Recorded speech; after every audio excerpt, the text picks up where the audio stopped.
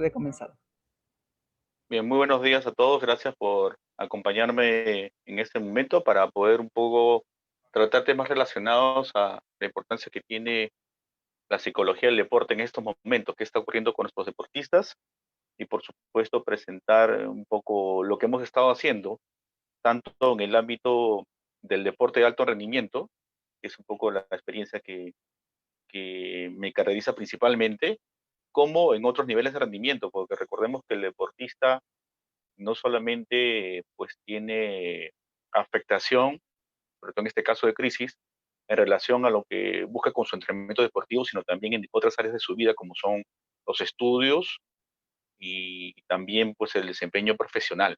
Entonces vamos a dar una visión general, no tan específica, porque la invitación es para tratar qué hemos estado haciendo desde el punto de vista de la psicología del deporte para abordar las situaciones tales como esta, ¿no? Que es un poco la definición de crisis que todos nosotros hemos venido vivenciando. Entonces, lo primero, un mensaje para todos. Este deportista, Kobe Bryant, representa un poco no solamente el espíritu que debe primar a la hora que uno se mantiene, no digo iniciar, se mantiene haciendo actividad física, deportiva, sino también representa lo que, de cierta manera, lo que para muchos ha significado esta pandemia, ¿no? Perder personas que son muy significativas y lo principal es no poder estar cerca de ellas. Entonces lo que nos queda es poco revisar el legado que estas personas han podido solidificar a lo largo de los años de competencia, con su talento, con su carisma, y a veces son la fuente de inspiración y de motivación para muchos de nuestros deportistas en cualquier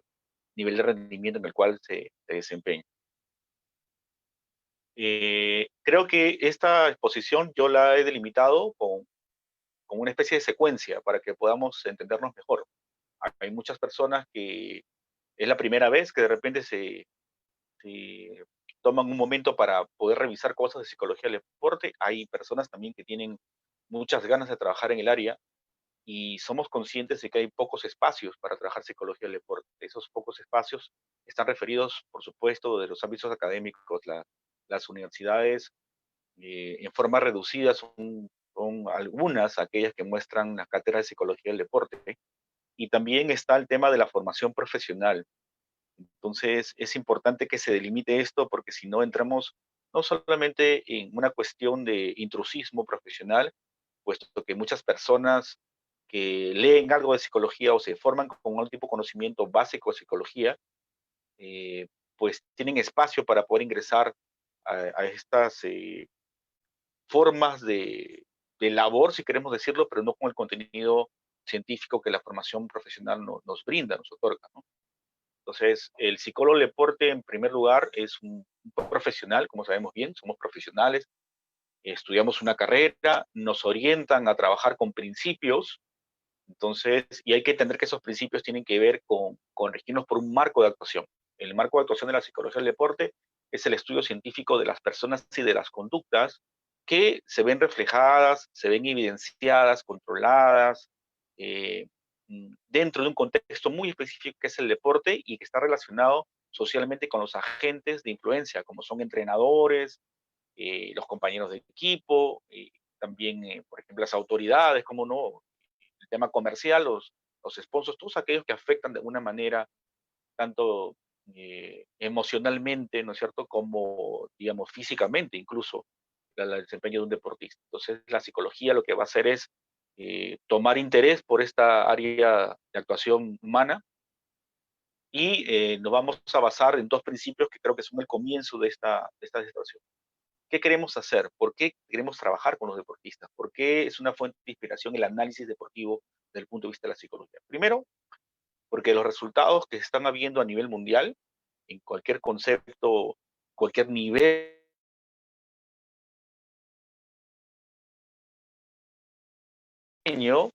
se ha visto evidenciado durante muchos años que los factores psicológicos son predeterminantes para la obtención de logros.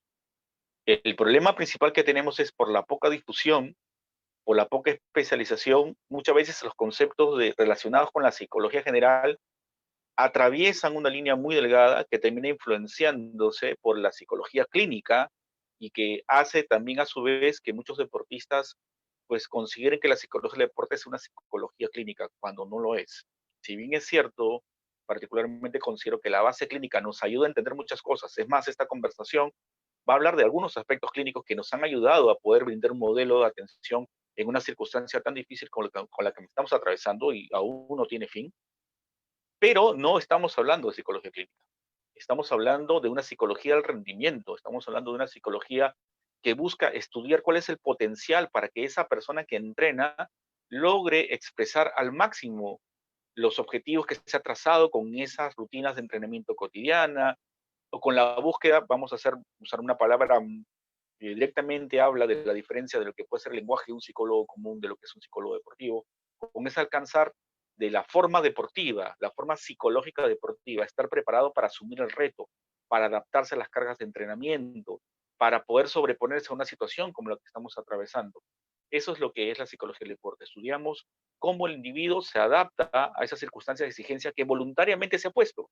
Nadie obliga a las personas a hacer deporte. Aquí el sujeto voluntariamente se ha impuesto esta forma, este estilo de manejar un área de interés y de desarrollo personal, que vamos a denominarlo en este caso deporte, con toda la complejidad que eso lleva.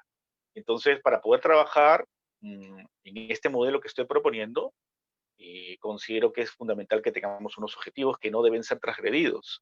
Ellos son, vamos a tomarnos de APA, de la edición 47, que tiene un capítulo particular para la psicología de la actividad física y del deporte, que es aprender estos factores psicológicos, cómo determinan el rendimiento de un deportista y comprender de qué manera la participación, o sea, la manera en que la práctica deportiva tiene influencia sobre el bienestar de la persona. En este caso, nuestro marco de actuación está más orientado al bienestar de la persona, qué le está ocurriendo al deportista en este momento y cómo nosotros, desde nuestra posición de psicólogos, podemos contribuir a esta mejora del bienestar del deportista. Ahora, también es importante, como psicólogos sabemos bien eso, vivimos ahora con un modelo que es muy importante que trabajemos con evidencias. Nunca mejor dicho que ahora, en esos tiempos que mencionaba el intrusismo, hay muchas personas que utilizan psicología, ¿no es cierto?, basado en el concepto que podemos decir que como psicólogos lo que hacemos es para el bienestar de las personas, lo ponemos al bienestar de la comunidad, pero eso no le da derecho a las personas que utilicen el conocimiento psicológico para, de cierta manera, desempeñarse, y mucho menos si no tienen la formación profesional. Entonces, lo que quiero decir es lo siguiente: ¿cuál es el significado que ha tenido el COVID-19? Necesitamos este marco teórico. Entonces yo me he permitido tomarlo de conceptos, digamos, que están relacionados con la psicología clínica, con la psicología de la crisis, con la psicología de las emergencias. Y ese concepto nos habla de qué significa, por ejemplo, eh, una crisis, y está definida como un estado de desorganización y peligro, pero también una oportunidad para dar paso al desarrollo, ya sea individual o colectivo, ¿no? Esto nos dice Kaplan en el año 74. Y yo creo que este concepto es muy válido en estos tiempos. La primera cosa que hay que recuperar es el estado de desorganización. Significa que tiene un fin, un comienzo y un fin, perdón. Tiene un inicio y un final. Es un estado, es una situación. Porque vamos a ver más adelante que mucha gente ha empezado a hablar de estrés postraumático. Mucho cuidado con esas definiciones, por favor. Los mismos deportistas, se los voy a contar más adelante, empezaron a hablar de estrés postraumático. Por eso ahora comprenderán mejor que mis minutos están relacionados a ese intrusismo. Se usa mucho lenguaje con mucha irresponsabilidad. Entonces, aquí lo que tenemos probablemente es un estado de estrés severo, que en algunos casos ha suscitado, ¿no es cierto?, situaciones de descompensación. Eso es válido porque el estrés ha sido muy severo, pero no podemos hablar de estrés postraumático. Mucha esta gente que hace uso de terminología psicológica con irresponsabilidad, lo que contribuye a generar muchos mayores problemas de ansiedad, como vamos a verlo a continuación. Entonces, es un estado transitorio, hemos pasado por un estado transitorio. Tengo, digamos, un poco la tranquilidad de que en la práctica cotidiana se está viendo que es un estado transitorio. Los deportistas están mejorando sus condiciones de entrenamiento para poder adaptarse a esta realidad. No es una nueva realidad, es una realidad particular, transitoria, que veremos cómo va a evolucionar. Pasa por un estrés, por una ansiedad. Vamos a recordar En fines prácticos, ¿qué significa el estrés? El estrés son algunas situaciones de exposición que nos demandan adaptarnos y esa adaptación, esas demandas son reconocidas, ¿no? Por ejemplo, en el caso del deportista, el estrés, ¿cuál es? No poder ir a entrenar, no contar con su entrenador, no contar con competencias, es un estresor. Y también se ha producido manifestaciones de ansiedad. Si hablamos de la ansiedad cognitiva, es qué estará haciendo mi rival en este momento, qué están haciendo los otros por mejorar, porque muchos, en el alto rendimiento, por ejemplo, el deporte no se ha detenido, se ha transformado. O sea, nuestros deportistas no han estado sin hacer nada, han estado haciendo algo porque se ha trabajado para que eso se produzca. Pero también es importante considerar al entrenador dentro de esta línea que también ha tenido que adaptar las características de entrenamiento a lo que viene a ser esta realidad que estamos vivenciando. Ojo con eso. ¿Ah? Entonces, nosotros pasamos por un estrés crónico y hemos pasado también por manifestaciones diversas de ansiedad, como son estas creencias que tienen que ver con qué estará haciendo mi rival, se estará mejorando, está entrenando escondido, y manifestaciones somáticas que han afectado directamente pues todo el estado físico del deportista, desde problemas de sueño, como ha sucedido con la mayoría de la población, hasta reacciones que están relacionadas, como se señala en esta diapositiva, de hiperactividad, en algunos casos de apatía, no tener ganas de entrenar, algunos que han decidido desconectarse completamente de la actividad deportiva, y podemos decir que todas estas reacciones son esperadas para una situación que no lo es. Es decir, no hay nada escrito sobre esto. Estamos pasando nuevamente en este enfoque una situación estresante muy, muy, muy intensa, en la cual todas las reacciones que tenga nuestra población y la población deportiva en forma específica son esperadas.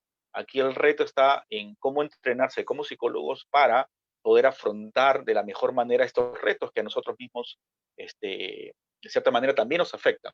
Entonces hemos tenido que apelar a el recurso que es nuestro entrenamiento profesional, ¿no es cierto? Conversar con colegas, intercambiar ideas, y colegas no solamente psicólogos, sino también entrenadores, para ver cómo salíamos de esta situación. Por supuesto que estos estresores, como dice la teoría, también va a depender del tiempo de exposición que tengamos para el mismo. Entonces, en el deporte más o menos esta situación de estresor se ha vivido más o menos 6 meses. ¿Por qué 6 y algunos 8 meses hasta ahora dura? Porque en algunos deportes se ha permitido, primero, la reactivación de la actividad deportiva, por ejemplo, los deportes individuales que no tienen contacto, por ejemplo, el tenis es uno de ellos, el badminton es uno de ellos, pero la gimnasia también, pero hay deportes que todavía no tienen digamos, la posibilidad de reaperturar sus actividades. Eso por un lado, pero el estresor también continúa porque no hay competencias. Recuerden ustedes que cuando hablamos de actividad física y deporte, lo que diferencia una de otra es que el deporte se caracteriza por tener competencia regular. Entonces, cuando no hay competencia, el deportista también sufre mucho porque no puede, digamos, de cierta manera, evaluar su capacidad de rendimiento.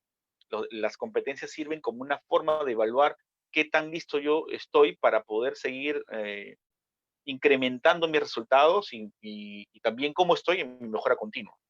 Entonces, todo esto ha suscitado un poco el reelaborar las estrategias de intervención en el campo deportivo. Y por supuesto, hay una palabra ahí que estoy colocando, que es parte del modelo que se llaman recursos de afrontamiento, ¿no? Ahí nos acordamos de Lazarus y Fogman, ¿no es cierto?, que nos hablan de cómo enfrentar una situación. Es el modelo que yo suelo usar, que está basado en usar, ¿cierto?, hacer esfuerzos cognitivos y emocionales, ¿no? Para poder adaptarse a las circunstancias. Algunas personas, por características de personalidad, pues son más lógicas, son más de razonar y harán uso de un poco esa creatividad cognitiva, pero hay personas que reaccionan usualmente en el deporte más con aspectos emocionales. Entonces, el tema es ver si esas características, de cierta manera, predominantes, no excluyentes, tanto que eso seas más cognitivo, más emocional, de cierta manera, te ayudan a manejar las circunstancias como estamos atravesando ahora. Entonces es importante que el psicólogo esté atento para poder hacer una caracterización de estas diferencias que pueden existir en los individuos que practican tanto actividad física como deporte. Es importante también recordar que el deporte tiene un estilo cognitivo, emocional. En este modelo que espero resulte sencillo, que lo vengo manifestando en unas situaciones como esta que me permiten expresar lo que venimos trabajando en el campo deportivo. Entonces el deportista va a enfrentar una situación, ¿cierto? Es lo que ocurre siempre. La situación puede ser conocida, puede ser nueva. Si la situación es conocida, ¿cuál fue un poco la experiencia que yo tenía anteriormente, exitosa o no? Si fue exitosa, pues probablemente yo tenga un mejor nivel de predisposición para enfrentarla. Si fue negativa, pues al contrario, la ansiedad, la desmotivación pueden surgir. Y si la situación es nueva, pues de cierta manera también la motivación para entrenar, la motivación para competir se verá afectada, porque entonces apelamos un poco a la confianza que debe generarse con el entrenamiento, a pesar de que no conocemos las circunstancias, pues estamos seguros de que tenemos cierto dominio con cosas, pero nunca va a ser igual que el momento que competimos.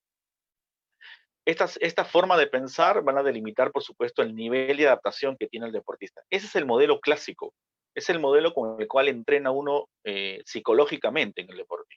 Siempre ocurre lo mismo, hay competencias nuevas, competencias ya conocidas, escenarios nuevos, escenarios ya conocidos, rivales nuevos, rivales conocidos. Siempre vamos a estar jugando con esta forma de pensar del deportista, si me permiten la expresión, y que en función de eso va a servir de un agente regulador de la ansiedad y de la motivación de competencia.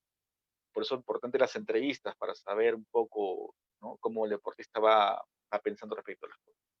En esta situación particular de crisis, pues aquí estamos hablando principalmente que tenemos un estresor que hemos identificado, hace unos momentos señalaba algunos, ¿no? No poder entrenar, estar metido en la casa todo el tiempo, no recibir el entrenamiento que yo quiero, que merezco.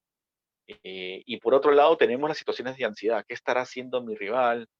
¿Cierto? ¿Estará mejorando? ¿Cuándo competimos?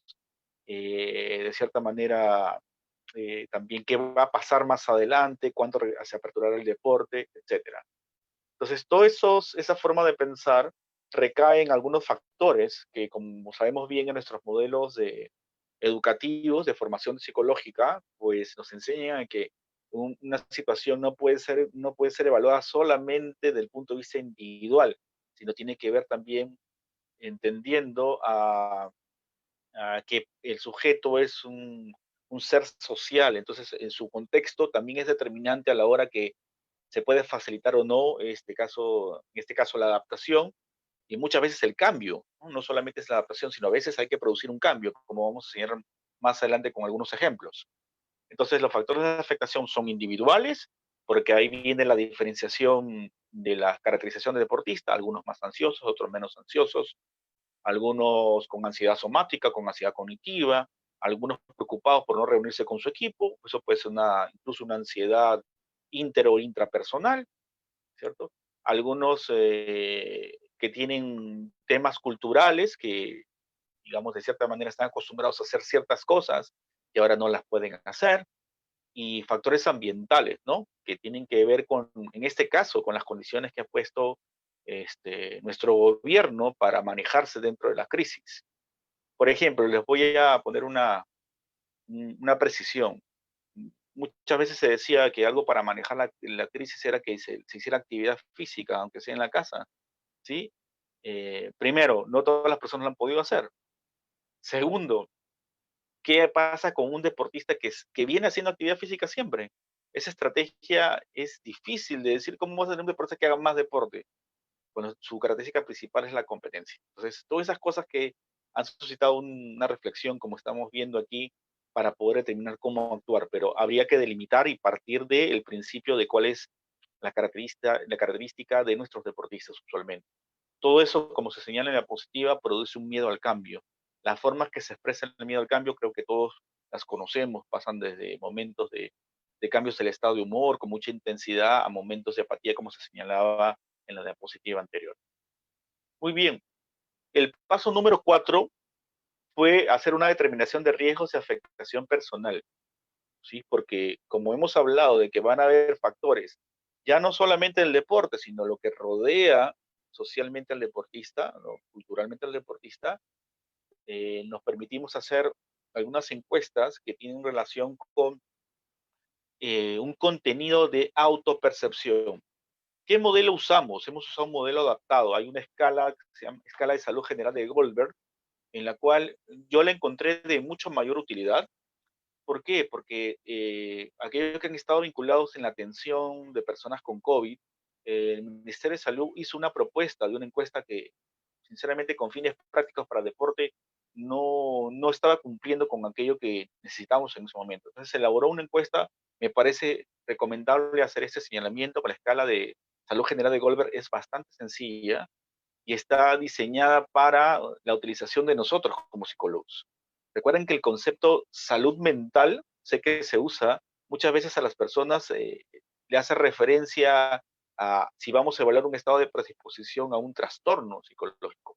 Y aquí no estamos hablando de eso, estamos hablando de situaciones, de estresores muy intensos que no necesariamente son determinantes de que las personas terminen desarrollando algún tipo de descompensación severa, sobre todo en el deporte. Recordemos que el deportista, del punto de vista, digamos, del enfoque, el deportista no debe tener enfermedades para competir. El deportista, cuando tiene enfermedades, se le trata y se le recupera. Ese mismo concepto se le puede hablar de psicología. Un deportista con depresión, un deportista con ansiedad, definido como trastorno, sería muy interesante ver si puede competir. ¿Sí? Cuando uno hace deporte es, particularmente pienso, el empleo de habilidades en un momento determinado. Entonces hay que tener mucho cuidado con esas, digamos, concepciones que vienen de la clínica. O sea, en todo caso, con la rigidez de esa concepción. Entonces nos propusimos hacer una encuesta breve, los problemas que identificamos para que sean señalados en algunos deportes en los cuales tuve oportunidad de trabajar. Les he puesto dos deportes individuales y perdón, tres deportes individuales y un deporte colectivo. Nos permitieron hacer un señalamiento, digamos, basado en sintomatología. Por ejemplo, yo presento desconcentración, problemas de sueño, en problemas de, digamos, de desmotivación para entrenar, me acuerdo, desmotivación para entrenar, conflicto con mi entrenador. Y al final de esa encuesta, que eran unas 7 o 8 preguntas, les hacíamos una pequeña tablita de autopercepción general. Es decir, después de haber hecho una reflexión, es como le ponga lo siguiente, ¿no? Les ponemos unos 10 indicadores para reflexionar, para ver si estás pasando por esa sintomatología, y al final, después de haber hecho esa reflexión, los chicos marcaban, digamos, un criterio general. Por ejemplo, los que están aquí en pantalla son si yo sentía preocupación con síntomas de problemas psicológicos como ansiedad, depresión, con preocupación por rendimiento deportivo, déficit en ámbitos de entrenamiento, con dificultad en las relaciones interpersonales con compañeros de equipo o entrenadores, con dificultades en las relaciones interpersonales en el hogar, por ejemplo, con la familia, la pareja, con preocupación sobre los proyectos de vida deportiva, ¿no? ¿Qué va a pasar con nosotros? Señalaba hace un momento, ¿qué va a pasar conmigo? ¿Voy a poder estar en Juegos Olímpicos? ¿Voy a poder estar entrenando con mis compañeros? ¿Cuándo? Eh, y también otros niveles de rendimiento, ¿no? Trabajo en una universidad también el tema de cuándo vamos a competir a nivel universitario. Y preocupación por condiciones médicas. Aquí sí viene una parte importante, porque muchos chicos se han sugestionado con el tema del COVID, pero también en muchos hogares han pasado situaciones médicas que están relacionadas, por ejemplo, a fallecimiento de familiares, etcétera, ¿no? Ustedes seguramente no son ajenos a estas situaciones. Muy bien, así que hicimos esta determinación de riesgos de afectación que pudiesen limitar el que los chicos pudiesen entrenar de una manera continua, que no se afecte este rendimiento.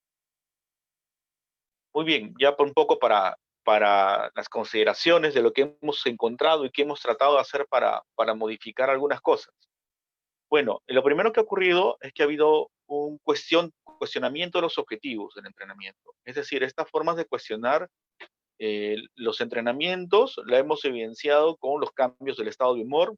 Incluso como psicólogo me he visto en un momento expuesto a que los chicos, por el mismo estresor, de repente se han sentido que no debían trabajar con la parte psicológica, con los aspectos psicológicos.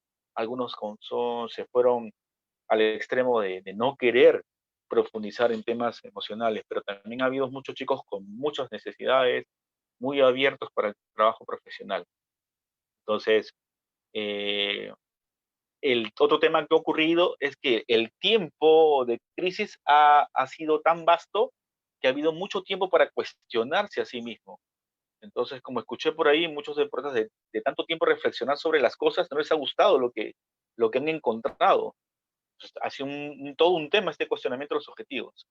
Eh, hay una visión que puede resumir un poco este aspecto, que era un concepto de autosuficiencia paradójica, ¿no? Es decir, por un lado, nosotros sabemos la verdad de lo que ocurre, ¿no? O sea, es decir, es como que el único que puede arreglar esto soy yo, ¿no? Y entonces ese concepto de decir yo puedo con mí mismo, yo puedo conmigo misma, de no aperturarme a los demás, se ha convertido en una especie de hermetismo que fue difícil transformarlo, sobre todo porque incluso si mencionaba hace un momento que afectaba a la labor del psicólogo, también afectaba a la labor del entrenador.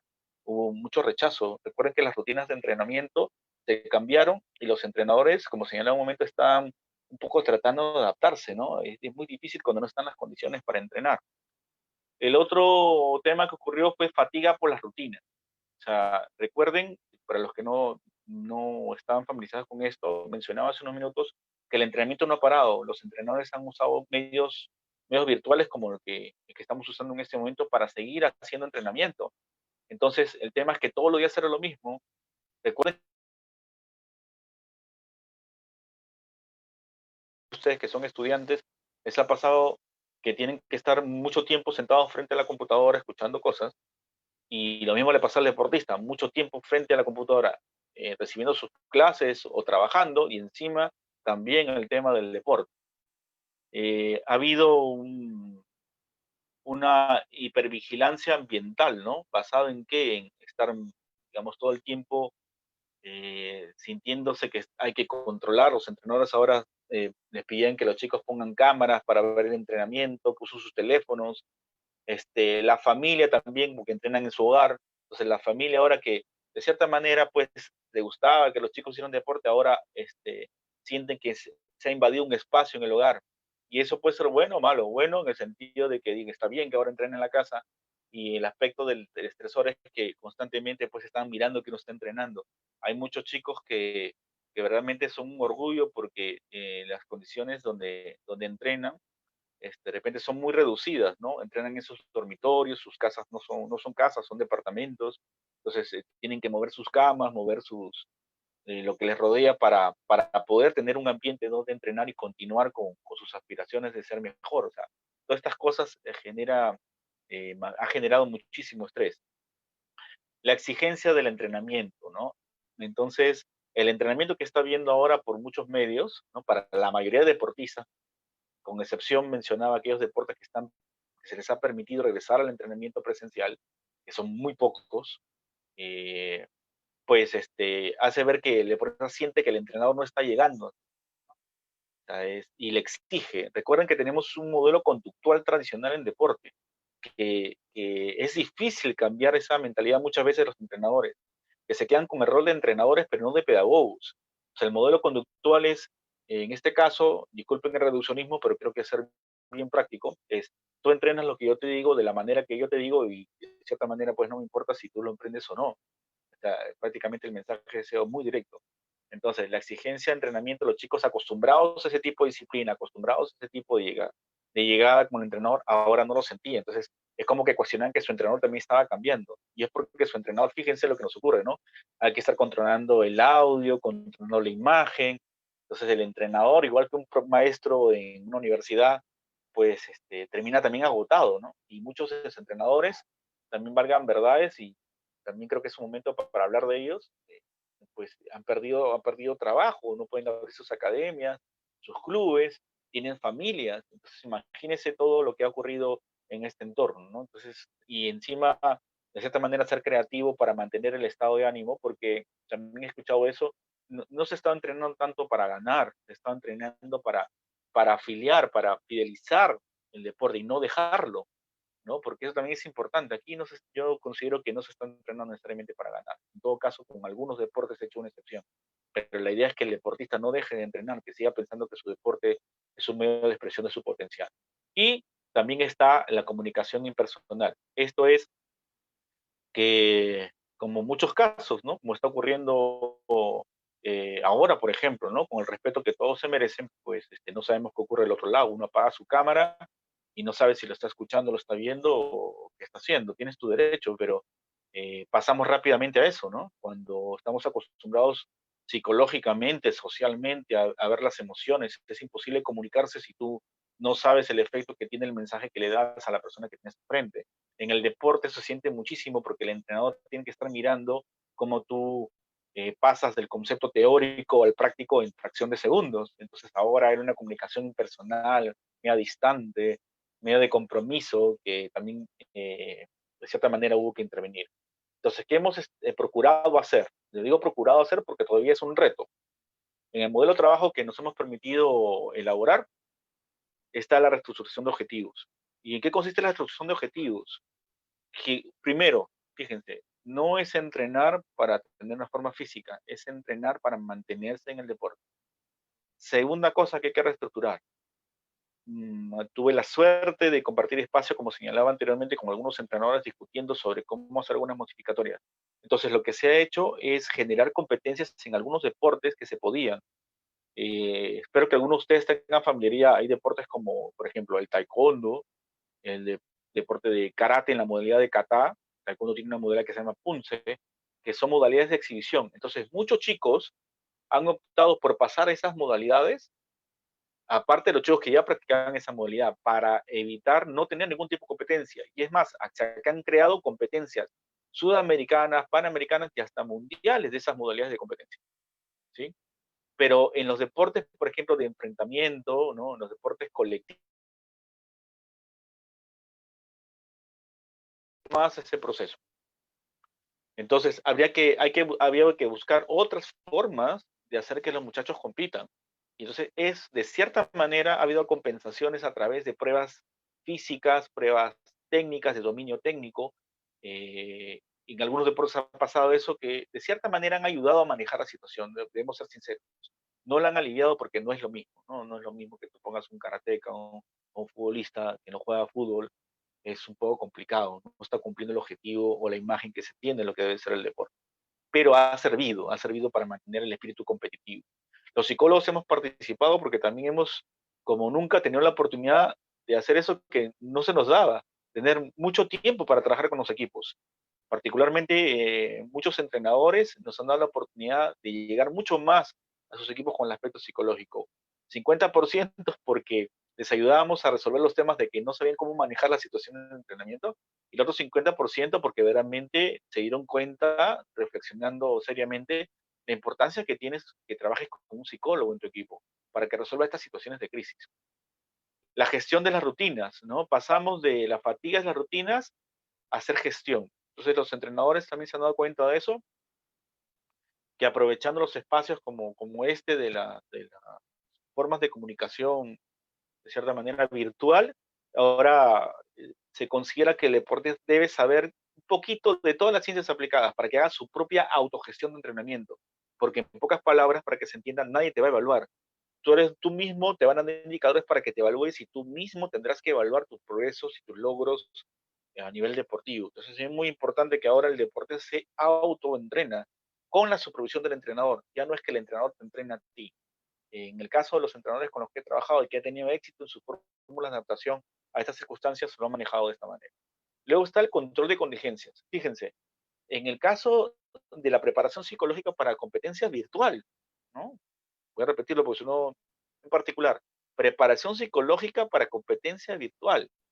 Y estamos hablando de los deportes tradicionales porque en la próxima conferencia que tendremos, la próxima semana, hablaremos de las nuevas modalidades, ¿no? Pero en el deporte tradicional ha habido que hacer control de contingencias, por ejemplo, que no se vaya tu señal, qué pasa cuando un familiar quiere pasar por tu sala, qué pasa cuando se fue el sonido, qué pasa cuando te caíste, ¿no? Porque, por ejemplo, en algunos deportes que son de exhibición, ¿no es cierto? Tienen un piso especial de desempeño y esto lo estás haciendo en tu casa, te resbalas, te bajaron la calificación, ¿no? Alguien hizo un ruido a la hora que estabas tú entrenando, entonces había que hacer una lista de unas contingencias para controlar el desempeño. La individuación del entrenamiento, ¿no? Está barrada un poco la gestión de la rutina. En el tiempo que puedas hacer el tema de la individuación del entrenamiento pasa por entender las características ahora mucho mejor que antes. Eso es lo que puedo rescatar de esta circunstancia tan difícil, de tus propias características personales. Entonces, después de un esfuerzo, y le voy a dar un ejemplito de esto, estuve trabajando con un equipo que en las sesiones psicológicas no hablaban. Y entonces ahora, después de 3 meses, no solamente con el aspecto psicológico, sino por el trabajo que se hizo en equipo, ¿no? Entrenadores, preparadores físicos, nutricionistas y psicólogos, el equipo cambió y empezó a participar de una manera mucho más activa en las sesiones porque ya tenía el conocimiento de lo que tenía que hacer para entrenar. No se convierte en un entrenador, sino espero que se entienda que tenía el conocimiento que antes todo se lo dejaba en responsabilidad al entrenador, en este caso al psicólogo, ahora no. En la experiencia que tengo, muchos de los chicos han empezado a incorporar en sus sesiones de entrenamiento individual en casa y también espero a nivel de los que están haciendo trabajo presencial, pues esas rutinas de entrenamiento, ese conocimiento que se estuvo dando aprovechando esta circunstancia. Y hablamos finalmente de una comunicación utilitaria. Ahora la comunicación ya no es impersonal, es sistémica, es utilitaria. ¿Por qué? Porque lo que hemos regulado en la comunicación es que lo que se dé verdaderamente llegue al deportista, a cubrir sus necesidades. Voy a dar un ejemplo de esto. El entrenador inicialmente pensaba que la comunicación que da es para resolver los temas de entrenamiento. Ahora tiene que resolver los temas de entrenamiento y comprender un poco más las necesidades y situaciones en las cuales su deportista se entrena. A eso le llamamos comunicación utilitaria. Muy bien. Entonces, el objetivo era disminuir el impacto del COVID-19. Para ir avanzando un poquito, porque para tener un tiempo para conversar con ustedes, las consideraciones para correcta intervención sería el paso número 8. Más o menos han sido los objetivos siguientes: ayudar a enfrentar la realidad, favorecer la expresión emocional, aliviar la incertidumbre, reforzar el autoconcepto, ¿sí? Quién eres, para qué entrenas, cuáles son, ya has tenido experiencias previas como esta, ¿no es cierto? Has entrenado incluso con lesiones,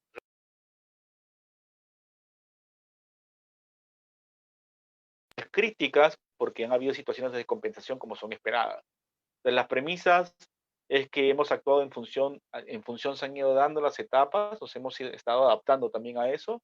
El trabajo psicológico ha tenido que ir de la mano con las respuestas emocionales que han tenido cierta variabilidad en periodos diversos de tiempo durante el presente año, diríamos ya. Debe ser adecuado sociocultural, ¿no? Porque los deportes tienen diversas costumbres, creencias que tienen que ver con sus aspectos personales y familiares. Estando en los hogares más tiempo, pues esto ha cobrado mucho más importancia, mucho más que antes. Asumir las reacciones como normales, apoyarse en las fortalezas, como señalaba hace un momento, ¿no? Que están buenos en el deporte porque he logrado esto, un poco recuperar esa identidad, alinear las necesidades. Las necesidades tienen que ver no solamente que la cobertura a los deportes, sino también incluso a sus familiares y como uno de los entrenadores. Focalizarse en los más vulnerables, ¿no? Hay chicos que no han podido terminar de estudiar, chicos que han perdido el trabajo, chicos que han perdido familia, chicos que están enfermos con diagnóstico de COVID o han estado con diagnóstico de COVID, integrarse a lo cotidiano, ¿no? Eso incluso nos ha permitido tener espacios de recreación común, espacios de acercamiento en los equipos para que se conozcan a nivel personal como antes quizás no había podido ser. Implementar procesos grupales, ¿sí? Eso ha sido fundamental. Una cosa que yo creo que me ha ayudado mucho es la formación en terapia de grupos y como nunca se ha podido manejar esto, ¿no? Con un criterio realmente maduro por muchos deportistas, y el psicólogo también tiene que cuidar que los objetivos sean bastante claros, ¿no? No se trata aquí de hacer una exactamente terapia de grupo, aunque mencioné que mi formación me había ayudado, sino es una especie de debriefing, es decir, de poder contener, digamos, las necesidades y miedos, si queremos usarlo así, a través de la expresión emocional correcta, ¿no? De lo que está ocurriendo en momentos determinados, identificarse con la vulnerabilidad, como no, deportistas que por las circunstancias donde viven pueden ser más vulnerables a desarrollar diversos tipos de compensaciones a lo largo del tiempo. Y también hemos descubierto una labor asistencial con aquellos que han presentado alguna sintomatología, ¿no? Tratando de, como señalaba anteriormente, contener descompensaciones o complicaciones para el futuro. Para terminar, quiero decir principalmente dos cosas. Esta experiencia que todavía continúa, eh, pues nos llena de aprendizajes. La primera de ellas es que se comprueban muchas cosas. Estoy usando un modelo de cognitivismo social, no es de psicología, es de sociología, que me ha permitido comprobar de cierta manera las teorías que en un momento se revisaron, que nos ayudan a entender por qué las personas actúan de determinada manera bajo ciertas circunstancias y sobre todo entender también que estas reacciones pudiesen ser esperadas desde el punto de vista teórico y que ahora me permito decir que se comprueban. La primera de ellas es que va a haber una tendencia a la normalización. ¿Qué significa eso? Que producto del paso del tiempo la persona se adapta y organiza los estímulos caóticos. Yo no voy a hablar por la población en general, pero hablo por los deportistas con los cuales yo he tenido la oportunidad de trabajar, por los entrenadores, y luego de la sorpresa, luego de las situaciones de crisis que aún vivenciamos, ha habido un intento de organizarse. Y eso es una cosa muy interesante. Ejemplo de ellos, lo que mencionaba, son las nuevas formas de competir, sea a través de la realidad virtual, no estoy hablando de hablar aquí de avatars, sino estoy hablando de pruebas técnicas, como son las pruebas de esfuerzo, pruebas de fuerza, de resistencia. Han habido concursos de eso, competencias de eso, a nivel de deportes incluso de contacto, pero también de los deportes como de exhibición, como se generaba con el kata y con el punce, que hasta tienen ligas ahora que compiten a nivel mundial. Entonces, asumo que esa modalidad se va a quedar. No creo que se vaya a cambiar, se va a quedar así, regrese a la realidad. Eh, el caso del contagio social, sí, los deportistas también han sufrido eso. Siempre la incertidumbre nos lleva a tratar de buscar identificación con aquellas figuras que nos generan, ¿cómo llamarlo?, protección. Entonces, el contagio social ha sido por el pánico, por la idea de que nos podemos contagiar de cualquier cosa en cualquier momento, hasta que se estudió un poco mejor esta situación que nos aqueja. Y esta pérdida de individualidad que podríamos tranquilamente definirla en términos prácticos como burnout, había una saturación de información que finalmente ha terminado afectando al deportista, porque muchos entrenadores, me olvidé decir eso, lo que hacían era hacer mucho entrenamiento intenso, muchísimo entrenamiento intenso. Entonces, más la carga de estrés por otras actividades que se realizaban en el hogar, significaron mucho burnout. O sea, ni siquiera es ya que los afectó la pandemia, los afectó el mismo entrenamiento. Entonces, muchos deportistas empezaron a sentir sensaciones de, no solamente como mencionaba, de dificultad con el entrenador, sino a la hora que pasaron al terreno, para aquellos deportes que lograron regresar al terreno, que tiene que haber una parte de acondicionamiento nuevo, para que la deportista nuevamente se adapte a la realidad. Les está pasando a los deportistas que han regresado a entrenar en espacios controlados, que han tenido que hacer un reacondicionamiento. No me refiero al reacondicionamiento necesariamente físico, como se espera, sino también psicológico. Hay muchos deportistas que tienen versiones que dicen que es como si los músculos tendrían que volverse a educar, se han sentido verdaderamente extrañados. Podríamos tranquilamente decir que se han producido algunos fenómenos así como de despersonalización, sin llegar a criterios clínicos, por supuesto.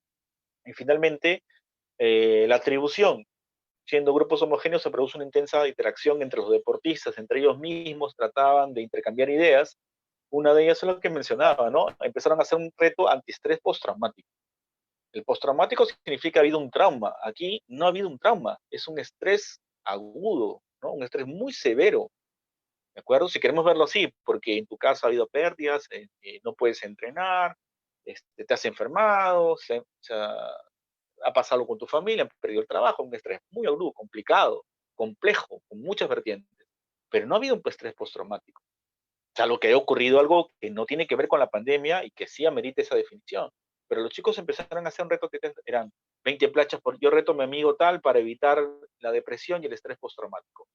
Lo que trato de decir aquí es que partiendo de la normalización se organizaron y empezaron a tener sus propias definiciones de lo que podía ser la solución a la pandemia. Entonces, en vez de verlo negativamente, fuera del tema académico, lo veo como una oportunidad, como algo que se hizo para tratar, digamos, de cierta manera, de no perder el espíritu deportivo. Entonces, las competencias que habían a nivel de alto rendimiento, por ejemplo, no eran solamente entre compañeros del mismo equipo, sino retaban a otros compañeros que también sabían que eran muy buenos en sus deportes a que hicieran lo mismo. Y creo que es una estrategia muy interesante. Eso surgió de los mismos deportistas, no surgió de psicólogos, fue una iniciativa de los mismos deportistas. Por eso la precisión de que hablan del estrés postraumático. Y finalmente, yo considero esto muy importante. Creo que en todo deporte es vital que se produzca el fortalecimiento de los valores que se enseña a través del deporte. El concepto de liderazgo, el trabajo de equipo, el compromiso, la orientación al logro, deben formar parte del perfil transversal de cualquier deportista. Y eso es lo que se ha recuperado a través del tiempo, ¿no? Las evidencias nos dicen, como estos concursos, como estas iniciativas que han tenido de regular el estado emocional, que estos valores verdaderamente pasan de ser intangibles a tener un valor capital, un valor fundamental para que los deportistas se mantengan con la esperanza. Y miren, fíjense ustedes que incluso han tenido que soportar que los Juegos Olímpicos han sido postergados con fines de seguridad, ¿no? Eso también fue una incertidumbre, ¿no? A ver si los Juegos iban a ser una fecha, no podían ser. Y entonces, todas esas cosas creo que eh, no se hubieran podido superar, todos esos efectos no se hubieran superar si es que no hubiera una consistencia en la formación de valores, que transversalmente se da en el deporte, no es una clase de valores, sino que todo el tiempo los entrenadores, si son pedagogos, terminan pues fortaleciendo esto, ¿no? Muy bien, entonces